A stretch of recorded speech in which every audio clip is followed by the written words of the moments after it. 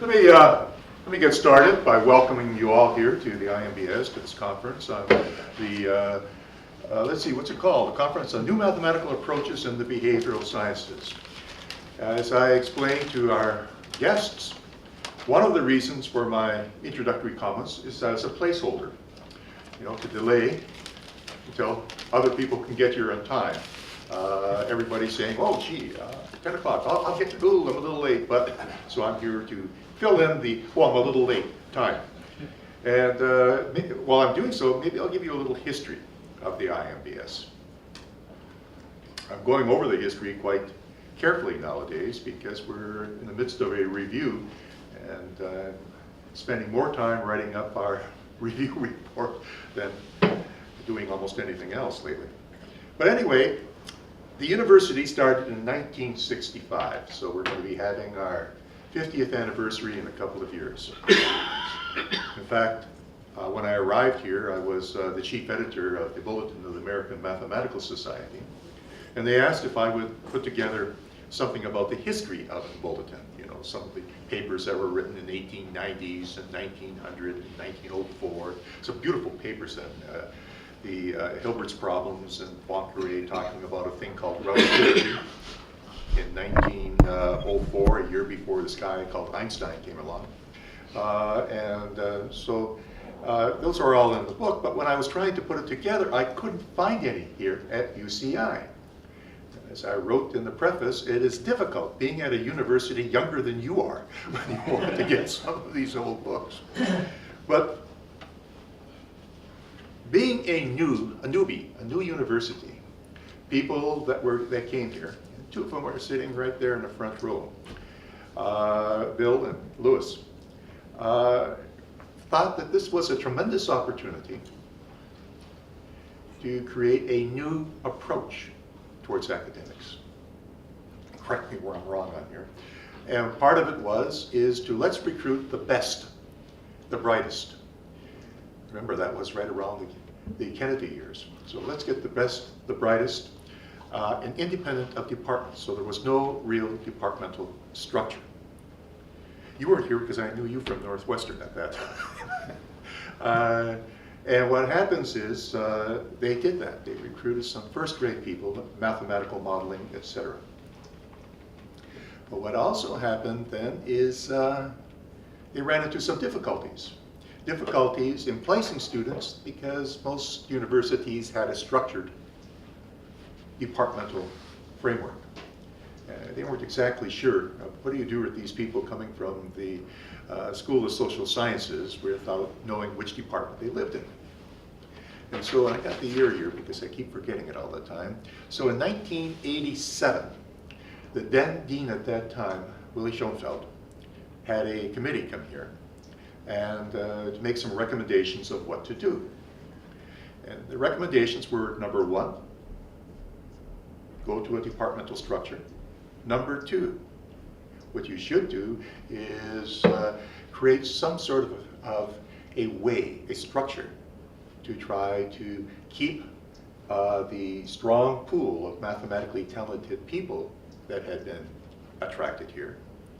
And they recruited Duncan Luce to come here to create the, at that time it was called the Irvine Research Unit in 1988, 25 years ago, a quarter of a century ago.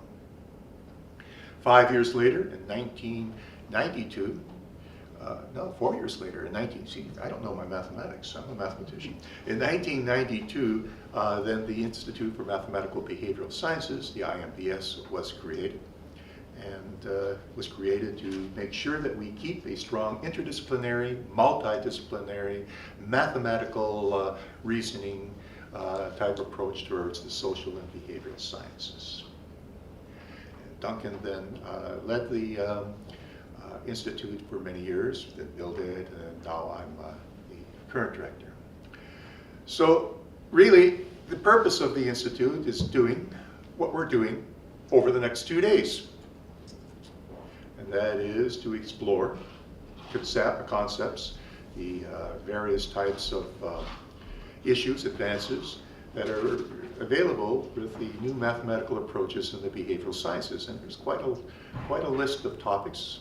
We're going to be hearing everything from the quantum probability approach to you name it. There's a lot here, a lot to be covered. But quite frankly, this conference would not have been possible without Bill Batchelder having some of you here for a handbook as being editors. And so really, I think I would like to have Bill come up, make some comments about the conference and about whatever Bill would like to, and then to serve as chair for the morning. Bill? Yeah, it's good to be here. One of the greatest pressures to form departments when we didn't have any departments came from the economists. They just couldn't believe a university could run without an economics department. So Lewis and I, who obviously know a great deal about economics, co-chaired basically a committee to put together the economics department. I think it was you and me mostly. Right. We interviewed people, and that set in motion the changes that led to departments. But the departments have been pretty good. They've worked reasonably well, I think. Yes, one of the reasons we're here is because several of us are co-editors of what's we call the New Handbook of Mathematical Psychology. Some of you may know that in the 60s, Duncan Luce, along with Robert Bush and Eugene Galanter, put together a 3-volume handbook of mathematical psychology that was tremendously influential in defining this new field. It was really a field that came out of the 1950s. And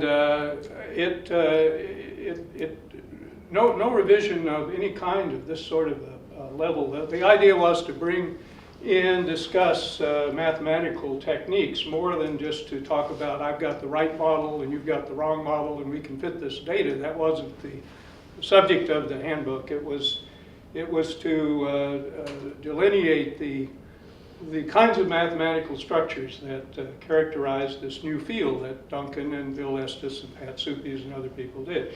So 4 of us got together a couple of years ago, and we've struggled away.